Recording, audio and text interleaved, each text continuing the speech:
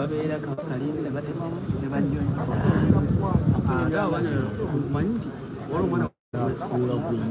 Guys, you make sure you subscribe. The Lord Mayor, the former Lord Mayor, let's make 10K today. Why not?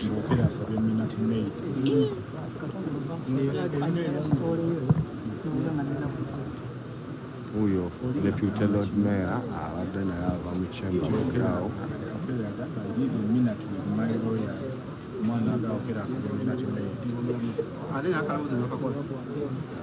My Lord, I want to meet me. This is fact. This is that omukulu uno wano.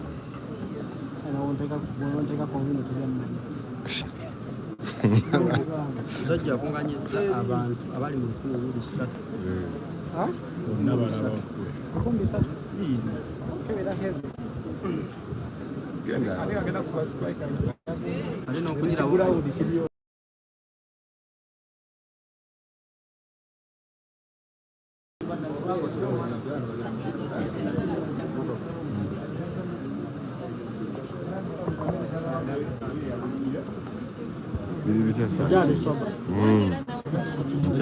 Sinaba 14 plus.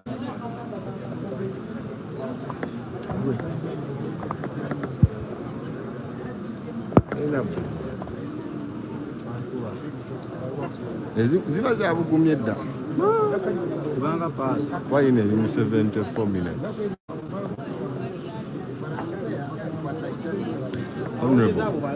Honorable, just only 1 minute. Just only 1 minute. What you expecting this bank ruling? About expectations when we are still waiting. No, we are no longer waiting. There is no bail.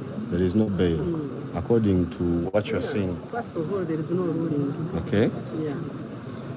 I understand she said she will give the ruling in 24 hours.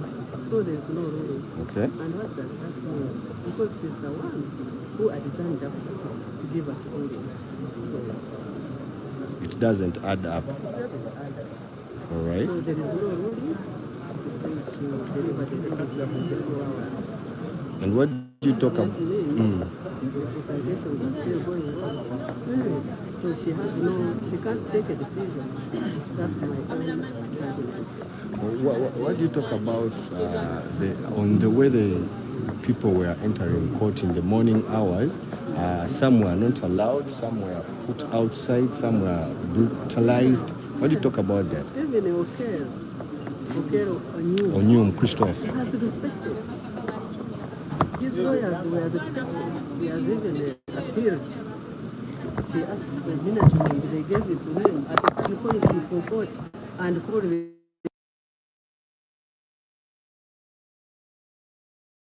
Dr. SJ, he cannot have lawyers.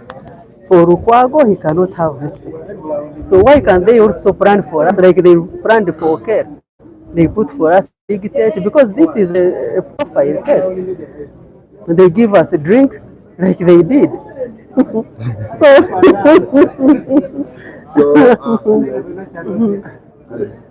the proceeding is going on, what do you think? There is no proceeding that is going on. She's just pretending. Right. There is no proceedings that are going on. Even all the lawyers are out.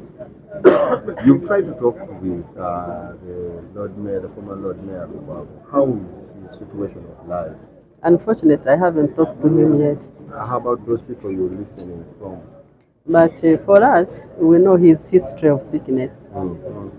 We know, and when we look at him, we really wonder how God has graced him to be alive up to this time. Yeah, but we know he's delicate. He has had serious operations to put,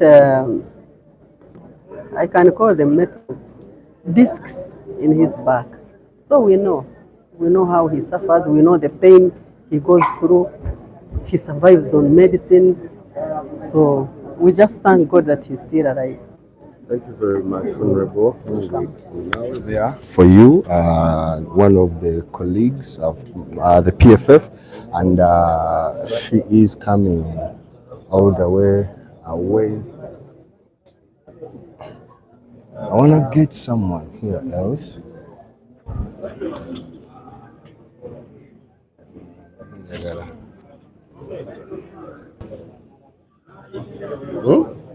Najja kumpa. Honorable, just a minute. What's going on inside? You've been there. Wait for the official communication. Off record, I've told you what's happening. Let's wait for council to. All right. You're most obliged.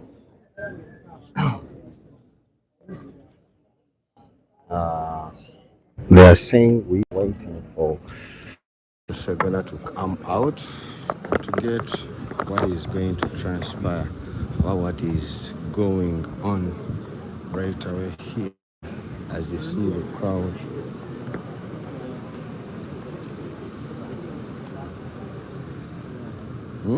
Musayambala ID eyo omusajja ajja kusongamu agamba saakatujjo ey'obukatuliki erakuwa ompanga akantu esekendi mubadde musigadde waggulu nga mulinze kutomera.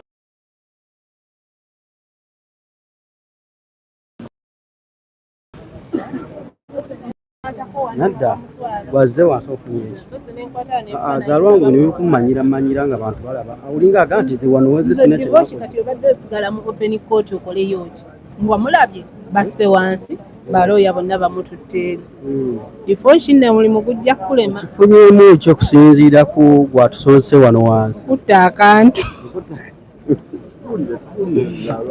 azalwangu kantu kikookutte otalina nga bamukulubbya bamutwala wali yekka mu mmotoka oza nsonga lwaki bamututte wansi anti mbu omulamuzi abayise asooke boogeremu wamufunyeddwa mutabani we aliwa nange oyimirire wano uno wuyo akaaba uli wali ono omusirikale ayimiriddemu mutabani we wuyo akaaba omulabye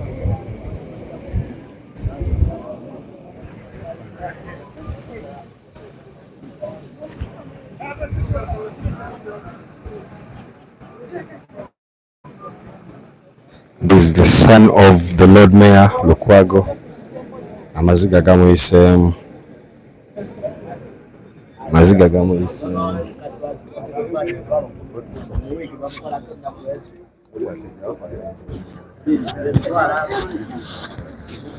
Oyo wayimiridde ddiposhi.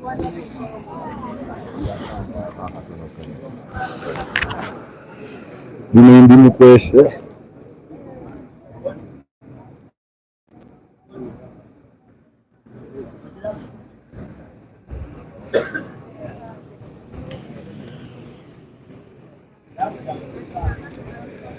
It is happening right now. The Lord Mayor is in the chambers of the magistrate of Machindia Court.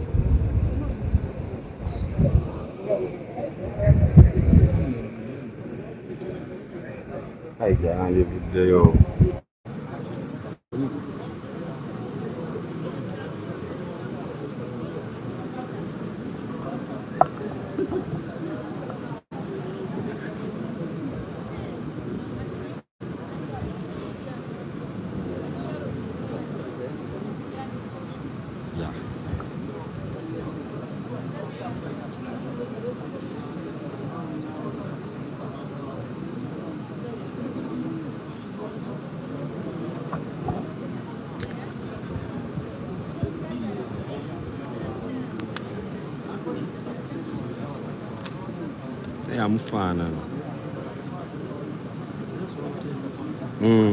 ali mu lofaamu ye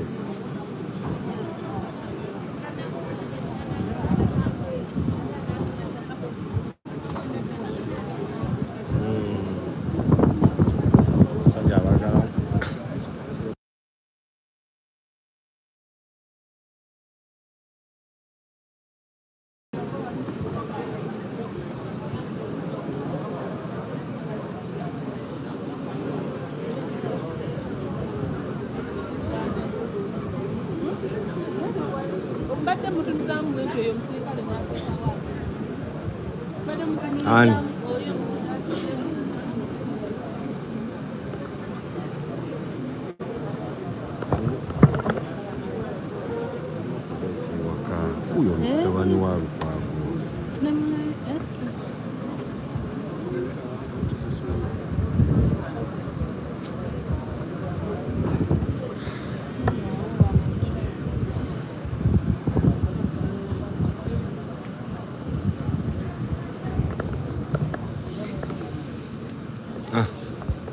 Legend huyo dagala babuzaako.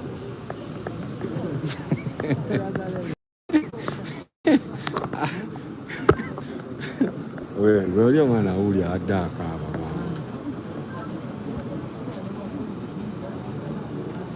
Mtawani wao.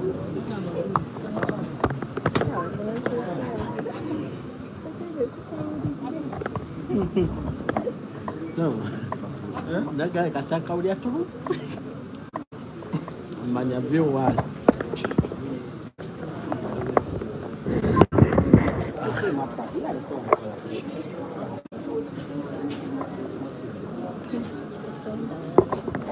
Subscribe nga sina jako kifaananyi mu subscribe.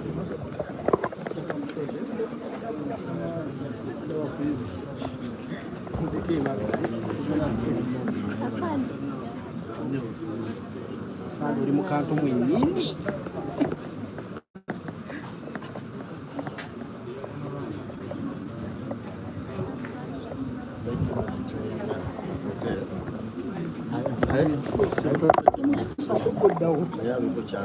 Aitwa kitu za moyo kama ndoa hivi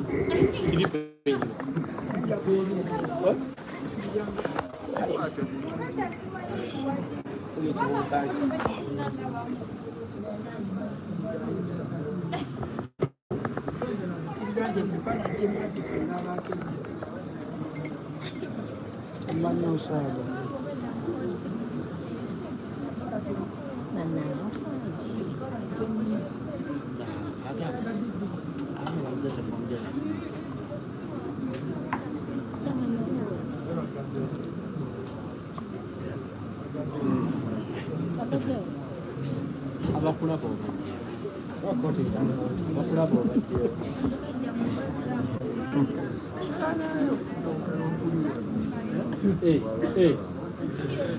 niko teka mkata bode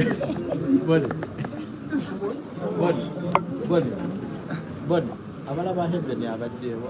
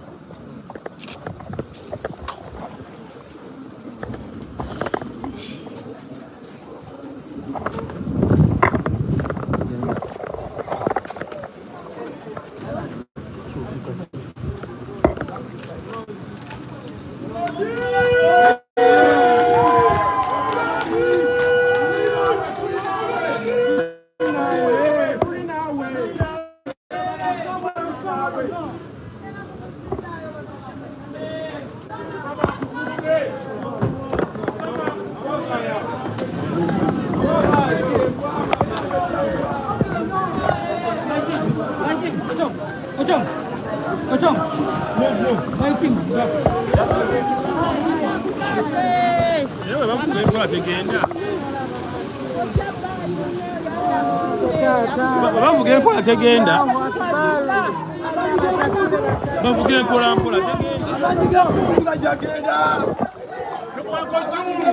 tegenda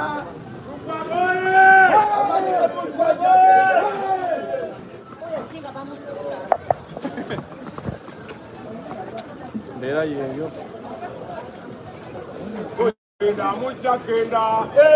mujagenda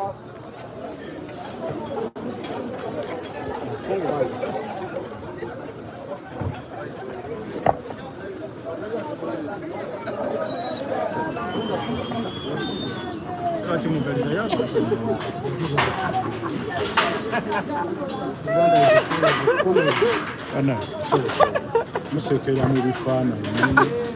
was so funny. I had to laugh.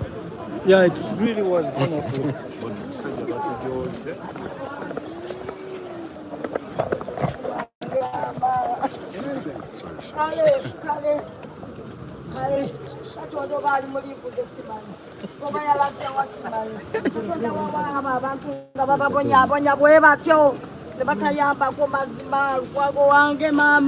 Lukwago wange mama. Mukama akukume yo najolaze. Mukama akukumire. Mukama akukumire netta. Sir, just only 1 minute. Only 1 minute. If it's, what do you talk about this today? Because they are promised us a ruling over bail at 2, but they have not turned up in court. What do you talk about this? I don't believe that the judicial officer has the real authority to act independently as it should be by law. So it is being determined elsewhere, and that is where our problem is. So but it should be a decision of a judicial officer, because this is a right of justice.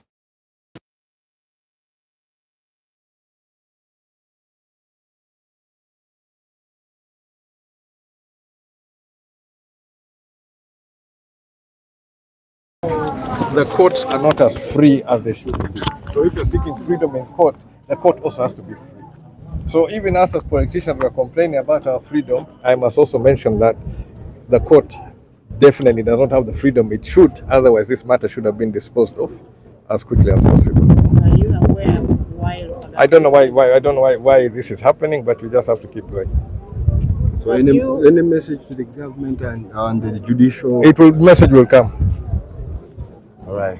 That's son of the late Obote.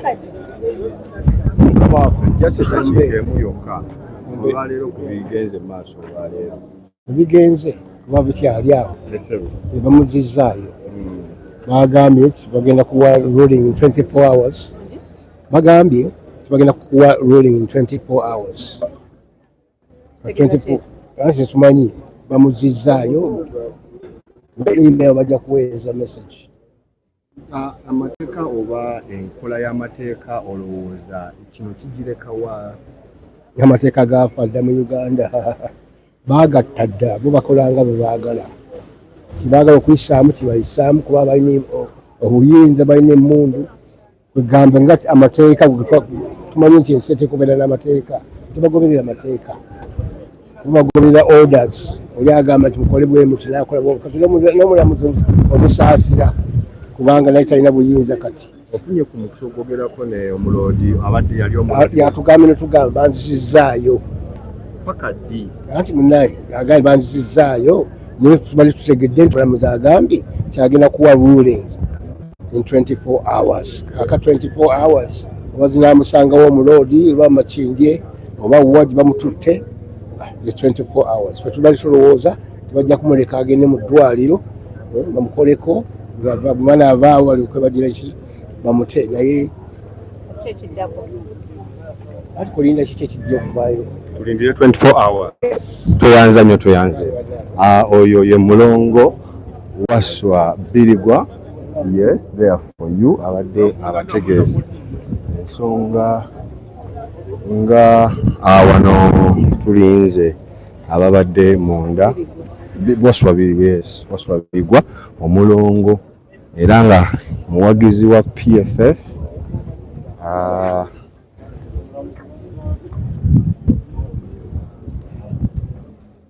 Tonagenda bantereko kusuti okateekayo otya anonisa manyi oba alumisa lumisa mukulu oyo mugambe nti dokita ono alina abamwetaaga kale balina abamwetaaga bangi n'obuvunanyizibwa bungi dokita asomye ti enkulu ennyo zebawadde za buntu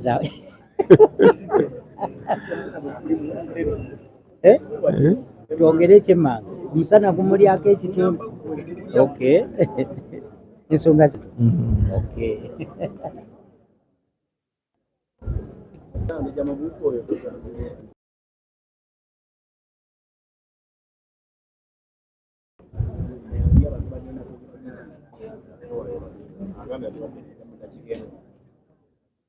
ali mu Bulango. Badde mu Bulango. Okay. Biri.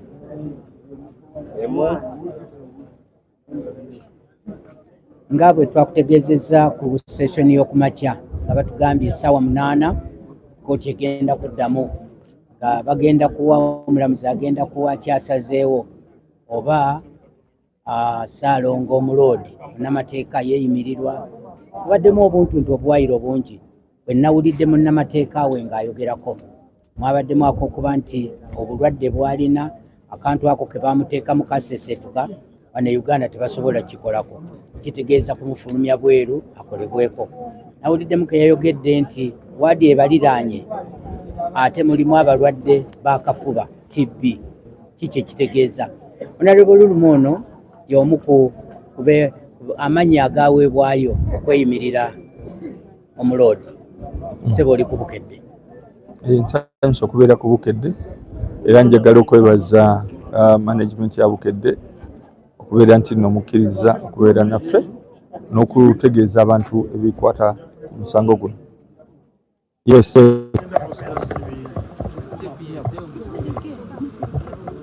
Ni mwana ba bosi wewe kyo kamera ugisemezeni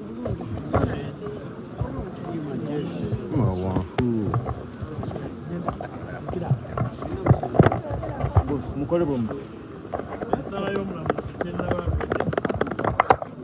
era ategeezezza era bakubiikiriza tegeere n'omusango munene ebitwogedde bingi ajja kutuwa ensala mu ssaawa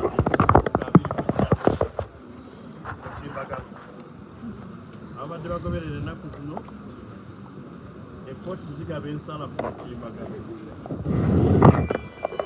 olwekyo ategeezezza ekitiibwa omulamuzi kyajja kutuwa ensala ku mutimbagano ategeezezza nti ategedde bulungi nnyo byebasatu naddala okosefubwamu naffe bandyagadde nnyo nti waakiri bw'aba tateereddwa atwalibwe mu ddwaliro emulago ajjanjabwe kubanga gyali bamanaginga pain bagezaako kulwanagana n'obulumi naye ebizibu bigenda buli kimu kyeyongera ku kinnaakyo n'olwekyo mu mbeera gyali okuwona kwe netono naye omulamuzi atutegeezezza nti byonna abitegeke kyera ajja birowoozaako ensala ye ne mugamba kyajja kibagambe naye n'agamba nti olw'okuba abantu babadde bangi nnyo nga kkooti yeenyize abadde tayagala kudda kukuŋŋaanya bantu mu kkooti eyeenyize bwetyo naddala ng'ensala ye tennaggwa atutegeezezza nti agenda kuwandiika bingi olwa sensitivity olw'obukulu bw'omusango guno n'olw'ensonga eyo n'atusaba tumugumiikirize amale okuwandiika ebingi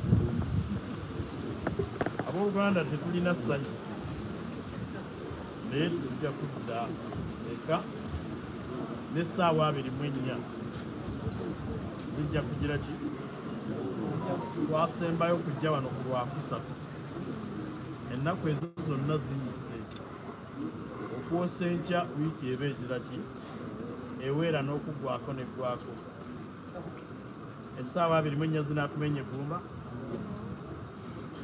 ebigambo byange ebitonotono mu Lungereza enaasobola okwogera Her Worship the Magistrate, Chief Magistrate has advised that her ruling is not ready. Owing to the sensitivity of the case, the environment as you see it,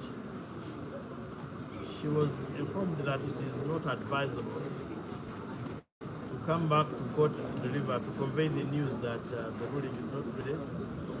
She did not want to gather the crowds that we have, especially when the ruling is not ready. So she undertook to deliver the ruling by Equiness within 24 hours from the time we were meeting her in chambers, both sides.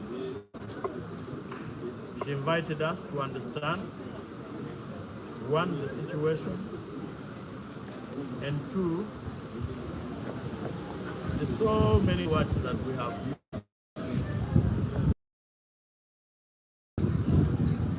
So she requested us to go and move ourselves to the computers as we wait for the ruling. This case, the main case, will be mentioned again on 30th June. So even when we do not come back here tomorrow, we will be back on 30th June. That is the information I have a duty to convey. It's not pleasant news to us either. We have only remained brave because we are duty bound to be brave. Meanwhile, for the Honorable Lukwago, the health situation is not any better. It gets worse day by day. This I must mention, because I have mentioned before, there was a German national who was denied bail in Garangara and he died. We had the Honorable Muhammad Sejirinya who kept telling courts that he was in bad health, and they refused that until it was too late. So we have put all this material forward, and we want to trust that court will understand. We have said before that the people who should have been here are not here,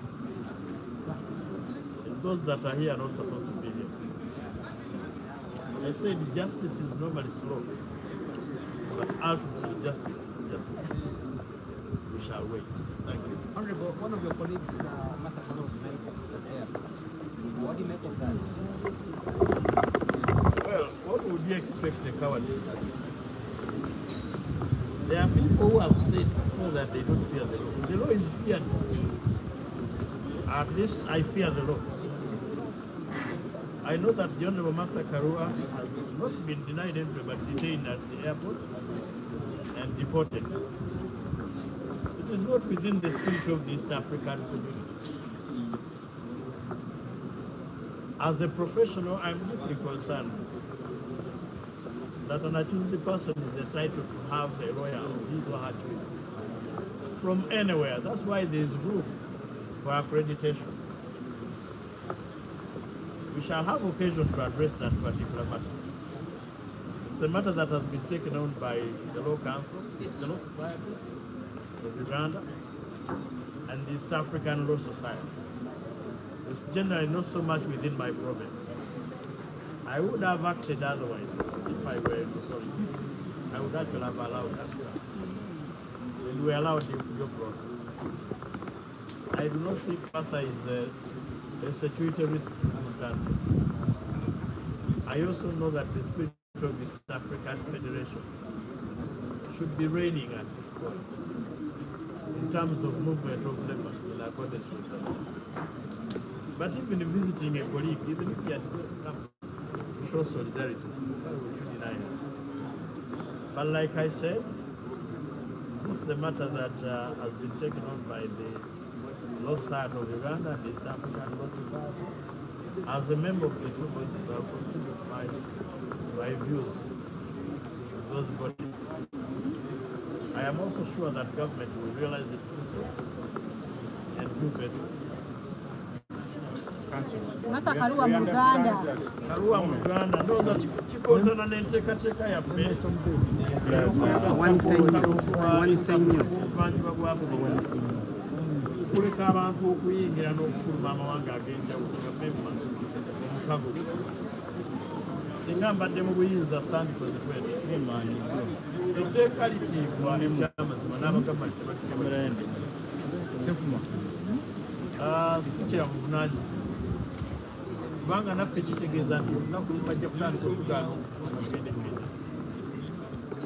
naye tukikwasiza ensonga abannaffe aba Uganda Law Society, ekitongole ekitwala bannamateeka mu Uganda n'ekitongole ekitwala bannamateeka mu East Africa, buvanjuba bwa Africa. Ensonga eno bagitutte, bajja gikolako. Nze nga memba waabwe ebirowoozo byange nja bitwalayo eyo.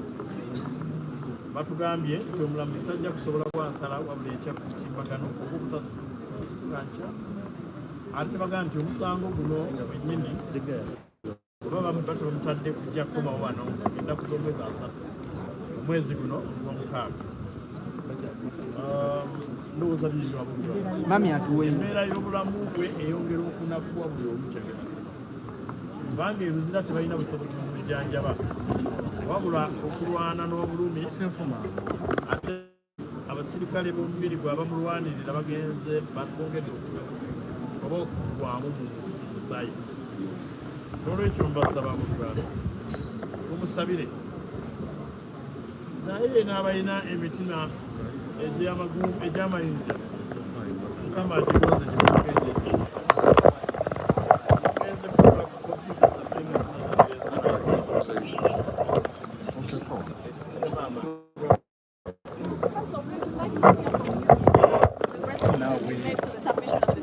What exactly were you submitting for the state, the bail that you required or your client applied? What exactly were you responding to in the submission of the defense? Did they agree to the bail or did they decline? You want the details of their opposition to bail? I want to know in regards to the submissions you made, because you all made submissions. The request. So what exactly is in the submission? Did they agree first? First, they agree that applying for bail is a right. They have not attacked the substantiality of the sureties, apart from generally stating that Lukwago will interfere with the investigation and that he may not also turn up for trial. We responded to them. The law does not allow me to argue the bail application in the media or in the public, especially when I've placed my submissions. So basically, we were only saying that all they are saying is speculative, and the court will look at all that. We have counted thoroughly.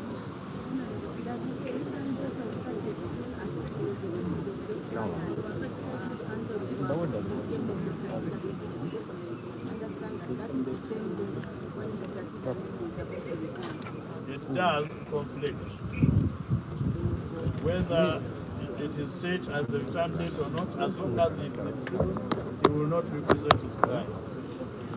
If he comes here and is on bail, we'll choose where to go first. My instructions are to represent him. I will be here. I don't know where he will be. He might be in hospital. Before you even look at his client, representing his client, look at his life. I think we'll be here representing the client.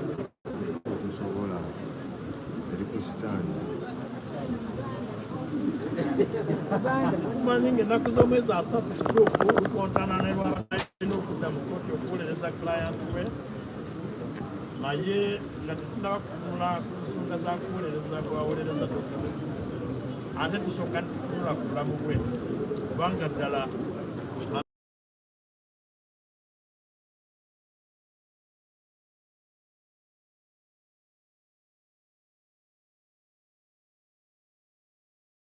abaawo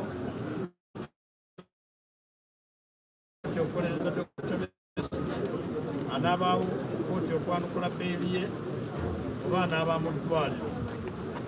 Nsaba Allah amuyambe asobole okubeera mu bulamu obulungi, ajja kusalawo gy'anaabeera nga ne kkooti bwe nebigamba. Ekyokubiri, nze ebiragiro byange nga Pulida byakuweereza Honorable Lukwago wano, era nze Paul nja kubaawo Katonda ng'ampadde obulamu n'eddembe okwetaaya. So ebyo tebibatiisa, musooke musabire bulamu tukomyewo era nituweerezaayo ba lawyers. Yes.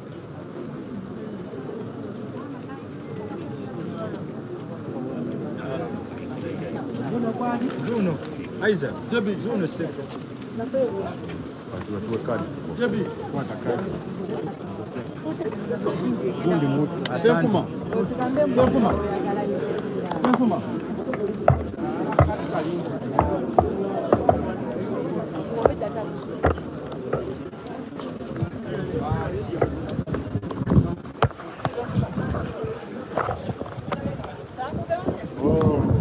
Tewali kibaddewo kituufu.